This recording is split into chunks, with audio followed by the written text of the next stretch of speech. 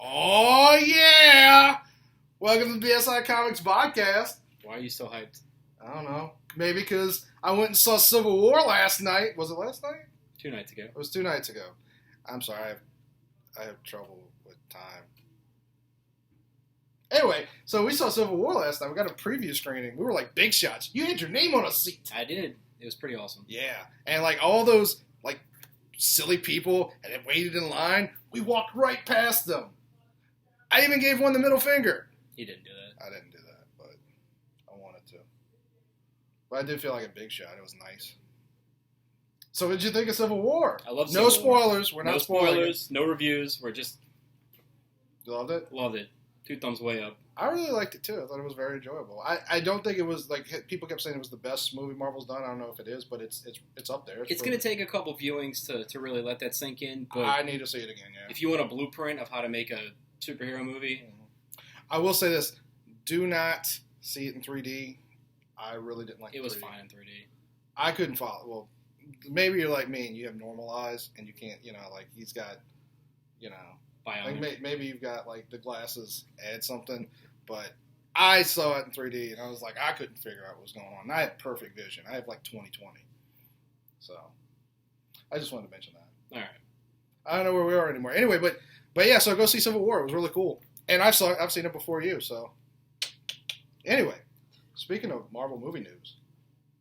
What about Marvel movie news? Turns out that Marvel is not going to name Avengers Infinity War in Infinity War Parts 1 and 2. They're going to give them separate titles. Makes sense, so you don't get confused. Yeah, but it's going to be really like Avengers Infinity War. What did you call it? The Children's Crusade? The First Crusade. Yeah. The Crusade, the quest for infinity. Yeah.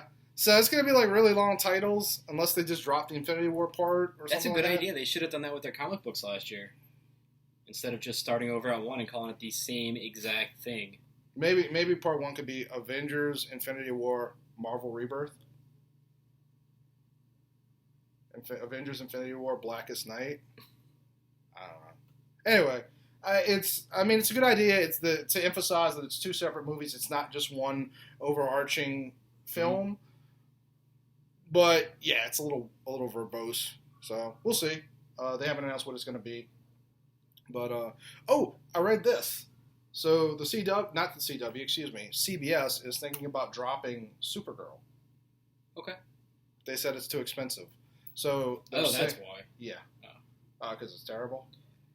It's not for me. I'm not going to say it's terrible. I've only seen 2 episodes. And I will say this. I really liked the Martian Manhunter design. It was really cool. I don't know if you saw that. Yeah. It's a little weird that the character that he was named, which is Hank Henshaw, is in the current Supergirl comics now revealed as her actual father. The Cyborg Superman. The Cyborg Superman. But in the TV show, Hank Henshaw is the Martian Manhunter. So it's kind of all over the place. I wanted to watch the Flash Supergirl crossover. Sorry, that was good. But yeah, not for me. They're saying that there's a possibility it might switch to the CW. So I guess the CW is willing to put up more money. And honestly, it makes more sense to me that things go to the CW when it comes to Warner Brothers because it's Warner Brothers. They own it. Everything's there. Right. Yeah. So aside from like adult material, like no, Constantine was NBC. Yeah, I don't know if they have any more adult comic book adaptations on TV.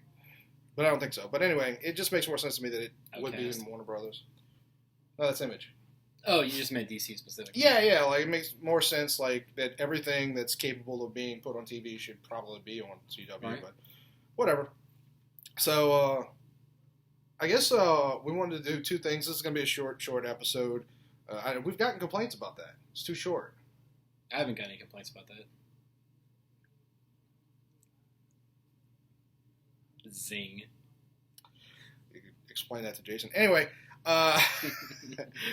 No, but people have come up to you and said like, "Hey, I wish it was longer." Stop! Just stop. This is a family-friendly show.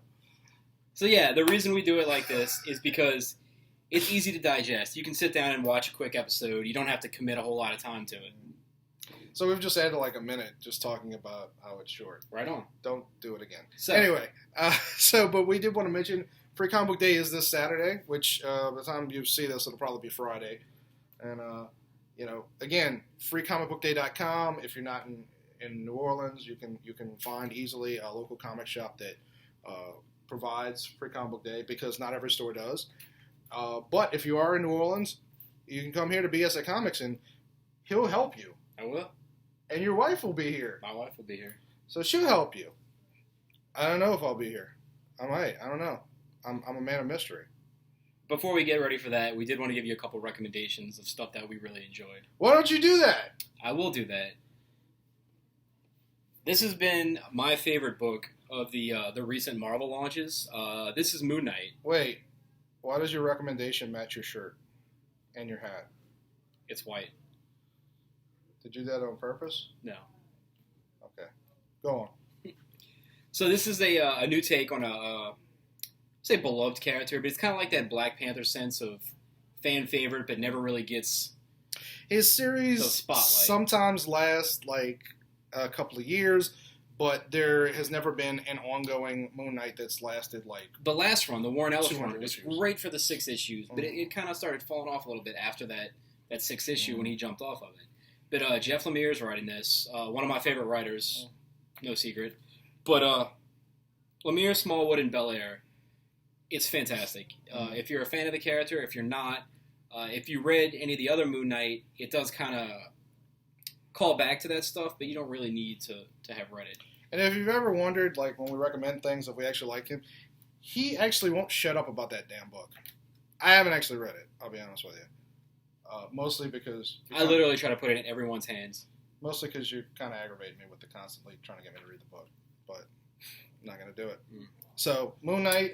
Moon Knight's awesome. It's a little bit different take. Issue 2 just came out, so it's real easy. We have plenty of both of them to come in and get into, but it's really cool story. A little bit of a fresh take on a.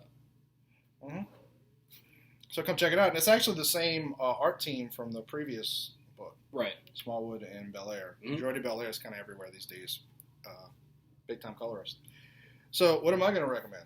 What are you going to recommend? I don't know. It's in my hands. Look, it's Paper Girls. Are you familiar with Y the Last Man or Saga?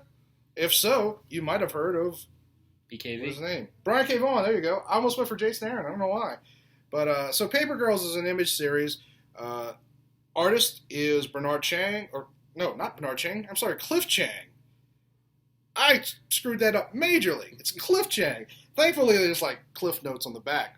But anyway. Cliff Notes. So Paper Girls is a little bit hard to explain. It's about these. It's actually about paper girls. It's pretty easy to explain. It's. Oh well, then please do. It's set in the 80s around Halloween, correct? Yeah. And it's a bunch of girls who throw papers. That's a great explanation. Who doesn't want to read that? It's the 1980s and Halloween, and girls throw papers. I would read that. What do you I think? did read that, actually. So the deal is, these paper girls are going around on Halloween, and I don't know, it was like 1988 or something like that. And they let you know a lot, because they do mention some 80s references. Mm-hmm. But they stumble across these, what look like ninjas, it's kind of hard to explain, that are stealing things. And then from there, they end up like on this madcap trip that involves like dragons and like knights in shining armor, and it's like got a little Scooby-Doo vibe to it. Yeah, so it's a little all over the place, but it's a heavy sci-fi vibe, and it's an ongoing series, which I didn't know. Mm-hmm. You were telling me originally it was a miniseries. I don't think it was meant to be, but when they got to here, they did the 5, put out the first volume, then they're going to take a little bit of break, and 6 will be out in 2 months, I think. So if you're looking for a book with female protagonists that involves sci-fi, this is the book for you. Paper Girls, now on sale at your friendly neighborhood BSI Comics. Did you like that? That's good. Yeah. No, but it's a pretty good book. I actually literally just read it today, and it is an ongoing series. But the first volume gives you an idea of what's going on, but not the whole story, obviously because it's an ongoing. But it gives you I feel like it gives you a strong taste of what you're in for, but doesn't quite totally explain what it's about. Right. Which is why I'm having such a hard time explaining it. But it's an excellent book, and It's very well done. I think Cliff Chang really, really knocks it out of the park. He's a great artist, and I'm pretty sure he was on Wonder Woman last. So, So that's about it. Anything else we should mention? No. Again, Free Comic Book Day, read more comics, Moon Knight, Paper Girls, and we're out. Okay, we're not totally out because I got to